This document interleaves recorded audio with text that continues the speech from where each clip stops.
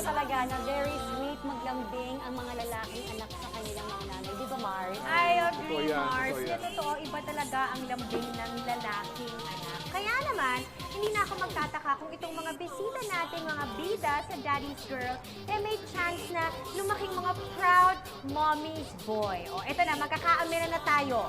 Lahat ba kayo, proud kayo na close kayo sa mommies nyo? Yes naman. Naku, sana Very yung mga close. anak din natin, Mars. Oh, Mars, paano niyo masasabi na mommy's boys pa rin kayo? Yeah. O, sige, Carlo, ikaw muna. Ako po siguro masasabi ko na Mami's Boy ako kasi kunwari tinatamad akong kumain sa umaga. Parang sabi ko, ayoko sa tanghali na lang. Dadalhin pa niya yung pagkain sa kama. Hindi, kumain ka. Bawal kang magutom. Parang ganun po. So parang, Talaga at your age, ha? Talaga yes ganun. po, parang binibaby pa rin po niya ako hanggang ngayon. Parang hindi niya kaya na may sarili ka ng isip, may sarili ka ng mga gusto. Kailangan, ito pa rin, Sunod makinig ka. ka pa rin sa akin. Correct. At kinakain mo. Opo, tinakay ko. Oo, kasi talagang pinipilit ni Mommy. Yes po. Oo. Okay, ikaw, Prince. Ako naman kasi, hindi ako mama's boy. Ano ako, lola's boy. Lola's Lola's boy. boy. That's either of the two lang naman yan, Mars, di ba? Pero kasi ano eh, dati pa yun, nung grade school pa ako. Tapos nung nag-high school ako, lumipad na ako from Davao to Manila. Wala na siya. Andun siya naiwan sa Davao. So, ngayon, wala na eh, wala na. Oh, pero anong naging mga favorite moments mo sa lola mo? Kaya ka naging lola's boy. Actually kasi yung lola ko sobrang... Ayan! Ito ba siya? Yan, yan. Aww. Is she still alive? Buhay pa. I mean, Yes. andun lang siya Nasa sa Malayo. Davao, okay. Sir, Ayun nga, sobrang strict siya kasi. So, sobrang perfectionist niya. Dapat matulog ka ng alas 3 ng tanghali. Dati pinipilit niya ako. Ganun ang mga lola. Pero ang ginagawa ko, tulog-tulugan lang ako sa may kama, gano'n. Tapos ayun nga, pag sa bahay, pag kunyari yung mga pinto, pag hindi mo na siya na-close ng todo, pag may konting siwang pa, mga galit na yan. Ayan. Sabihin sa akin, Prince, ano naman ginawa sa pinto? Bakit di nakasara? Isara mo yan. Oo, Pwede disciplinarian talaga. pwede malaman kung bakit ka naging lola's boy. Kasi ano eh, maagang nawala yung mom ko.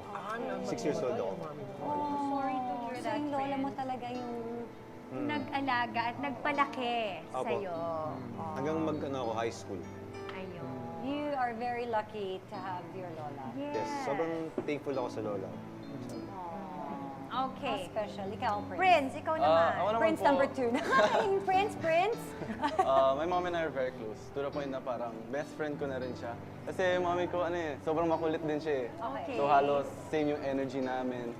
Minsan kapag nasa public, nakaakbay ako sa kanya. Minsan nagtutulakan pa kami, pero playful lang, ganyan. Is your mom young also? Like, maaga ba siya, bata ba siya nung naging anak ka niya? Ay, hindi naman po. Hindi naman. Hindi naman po.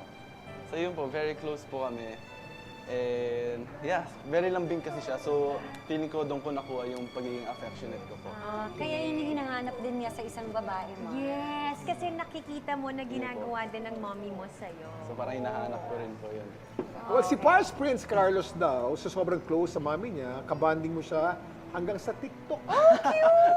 Ayan pala kayo! Oh. Kaya, Ano mga TikTok content niyo? mga mahilig sumayaw mami ko. Ma'am, Oh, how Ayan. nice! Bukas yung bata pa, ha? Yes! So sa mga lola at mga mami ninyo, anong advice nila ang talagang dadalhin niyo all your life?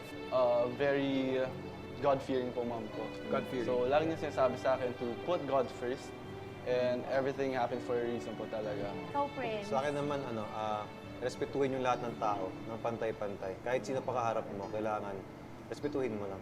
Respeto sa tao. Sa akin naman po, tinuro niyo po sa akin na to always give your best kasi hindi natin alam kung hanggang kailan. Parang ganun po. That's true. That the world can turn anytime. Yes. Akalain mo nasa pandemic tayo ngayon, no? Yeah, di ba? Baka if there's one thing that you'd like to thank your mom or your lola for, now Any is the message? chance. I'm sure they're Or something watching. na gustong-gusto nung sabihin but never kayo nagka-chance sabihin Hindi kay sa Bianca, ha? kanila. Sa mami. Oh, sa mami mo, ha? Just to be sure. Okay. So, let's start from you, Carlo. Sa akin naman, Ma, thank you so much sa lahat ng support mo sa akin and sa lahat ng paghihirap mo sa inyo ni Papa.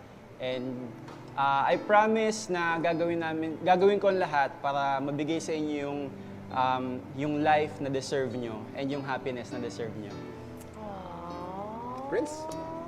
Yun, Lola, I miss you and I love you. Yun lang. At sana proud ka sa akin ngayon. Kasi kahit paano, mabait naman ako. Aw, Prince 2? Yeah, Mom, thank you for always being there for me. And thank you sa mga sacrifices mo. Alam mo naman na Ganda kayo ng ni mami mo. Dad ang pinaka-inspiration ko to succeed in life.